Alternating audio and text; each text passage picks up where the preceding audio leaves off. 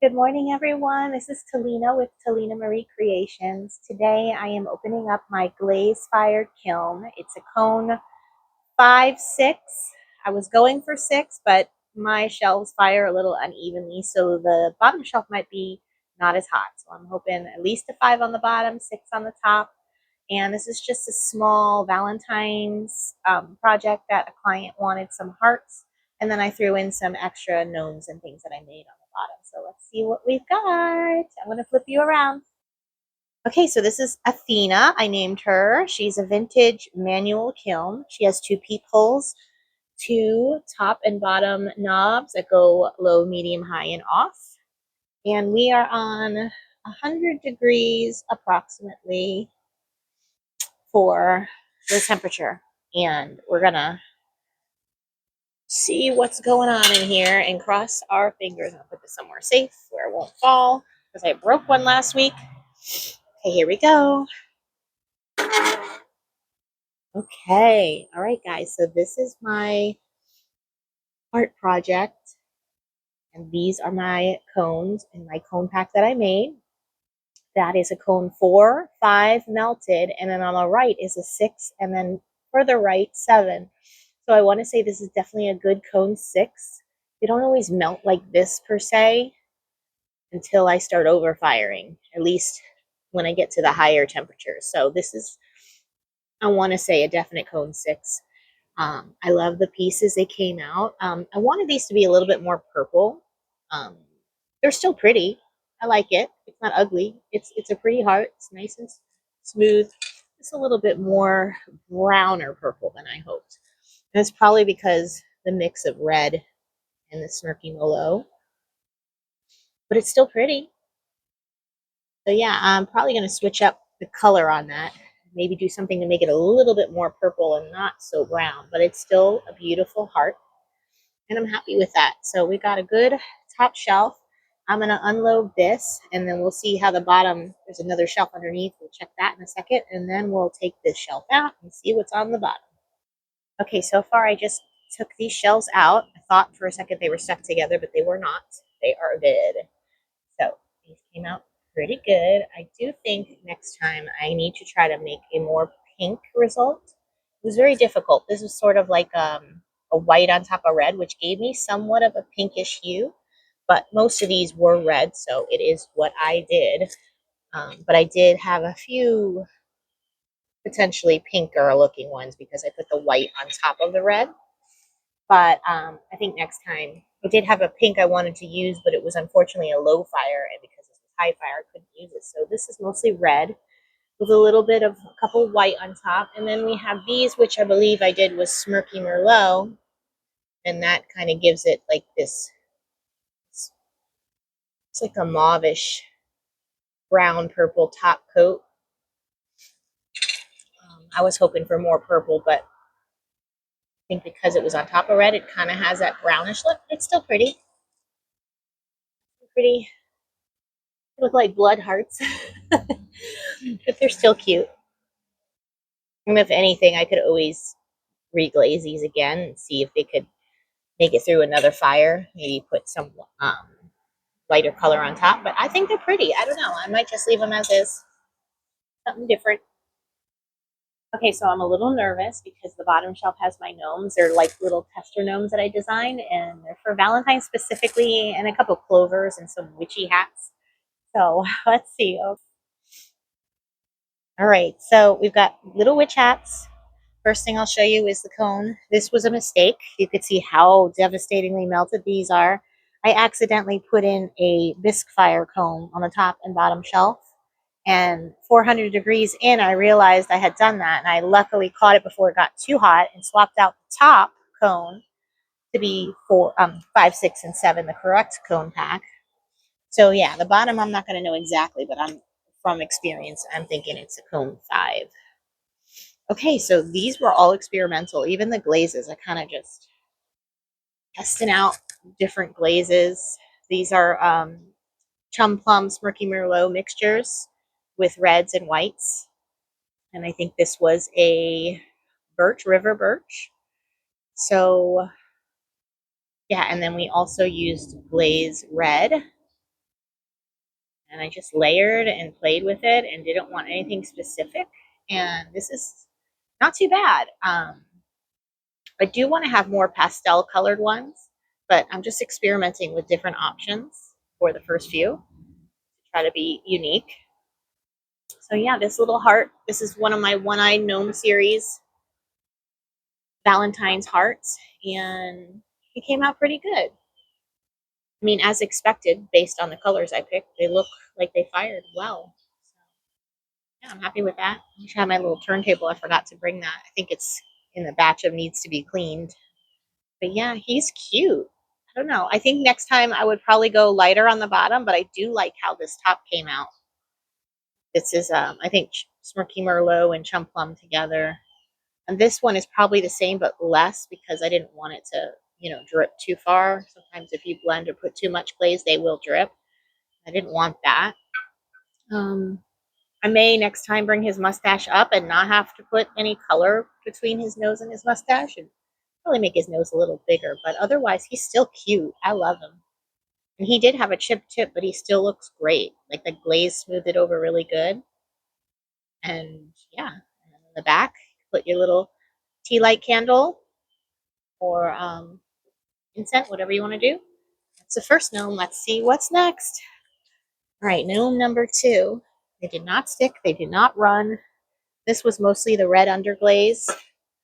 And I think this might actually be gloss red, actually, mixed with, I know the top was underglaze. I think it might be, oh, you know what? This was red underglaze with the top of like the Smirky Merlot.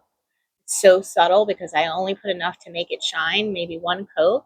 So you can kind of see the remnants of it to make it glossy.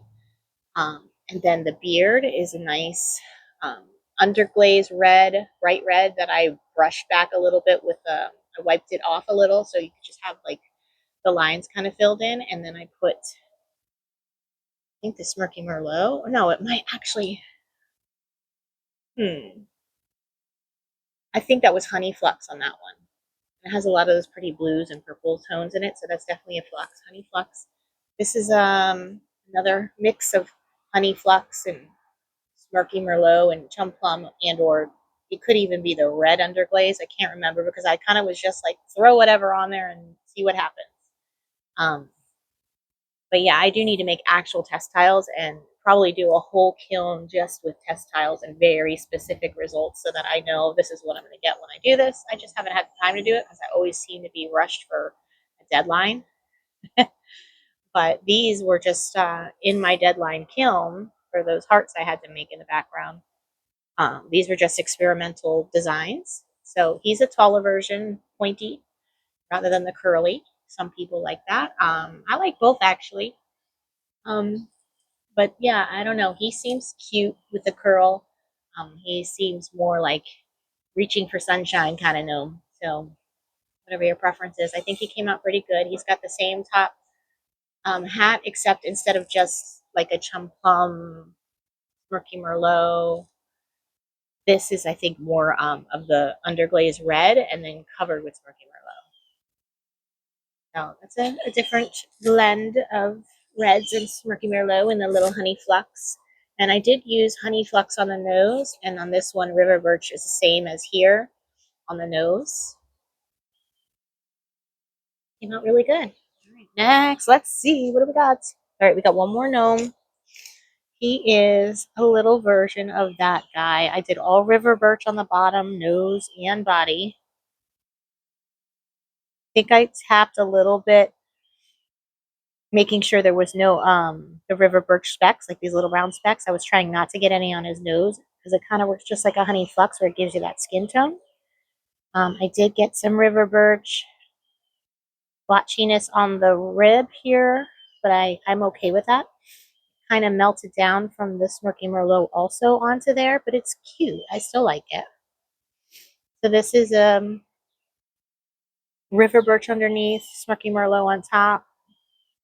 Try to get a more lighter result, which it did work. And yeah, that is a gloss red, I believe, for this one, with probably some river birch or honey flux over it just to gloss it over. But yeah, this one came out nice. Now we got these three different results. Kind of have more of a reddish, purplish outcome, kind of what I was going over here. But I do feel for the hearts, need to lighten up that smirky Merlot result because it looks too brown on top of the red. So I'm thinking maybe instead of having red on this side where the smirky Merlot is, I'll just have like a white or pink or something just way lighter so that I can get a lighter purple, something more like this. Because I don't think there's any red under here. This is just chum plum. So, yeah, lesson learned. Not really a good mix because it doesn't look purple. It looks more brown purple. But I'm going to stop dwelling on that. Let's move on to my first wizard gnome. Oh no, he's a little stuck. Let's see if he comes off. Yes. Okay. Oh my gosh, you guys. He's got a little issue with his nose under there, but otherwise, he looks cute. He's very black. I was hoping he would have more cosmic blue look on him because he's a blue midnight on top of a black. It was a black underglaze 2 times and a blue midnight 2 times. And it is supposed to have like I'm trying to get lighting, like a cosmic blue, which it sort of does have, but not enough. So I think what I'll do next time is attempt the cosmic blue by itself. I have some tester gnomes, little baby mini ones. I'll show you those, where I'm going to do another tester of the colors on the sky. But even still, this is a nice result. He looks cute. His beard was mostly like a river birch or honey flux, maybe mixed with white. And he didn't run too much, and it looks very beard like. I don't know what happened inside his nose where that little, I don't know if that's like a drip of glaze that got in there. It's hard to blend in there, or if it's some kind of like, it looks like a drip of glaze sealed between the nose and the rim, but I'm not sure how or what that is exactly. Definitely glaze dripped.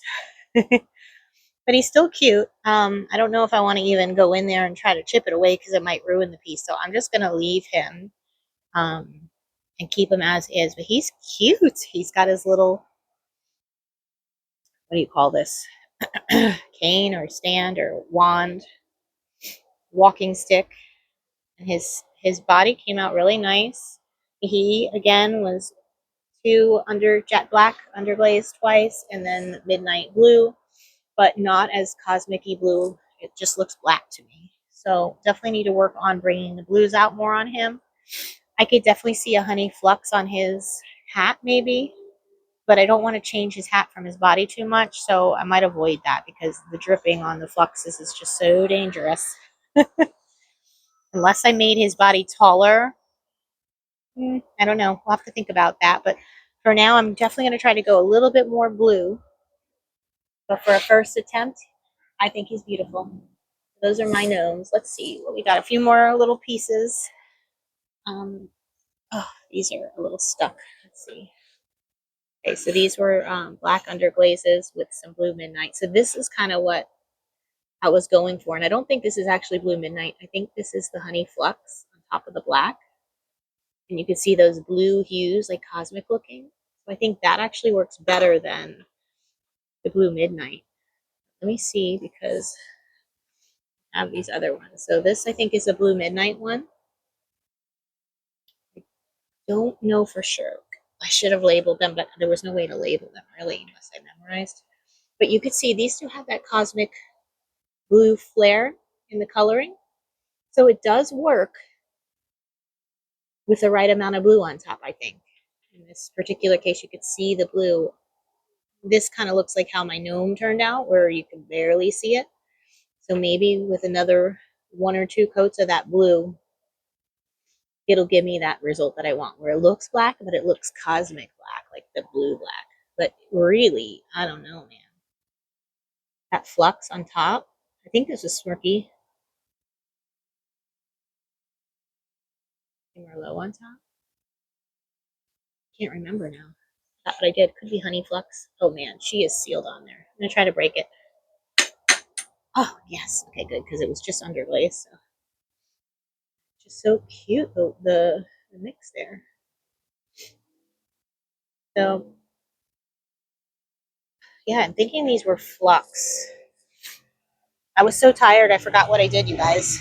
Isn't that what we do? This one also feels like it got caught on, which I don't know why, because it's all underglaze underneath. So I'm gonna have to work on this one, getting this off. Hopefully it could come off. These are just some cute clovers I was playing with, which also feels like it got stuck. But again, these are underglaze underneath, so they shouldn't stick. Let's see if I can set you down. Here, wizard, hold up the phone for us. Okay. All right, so we got a little stick here to try to sand that, but it's gonna probably take off my underglaze. Not perfect, but it's cute little.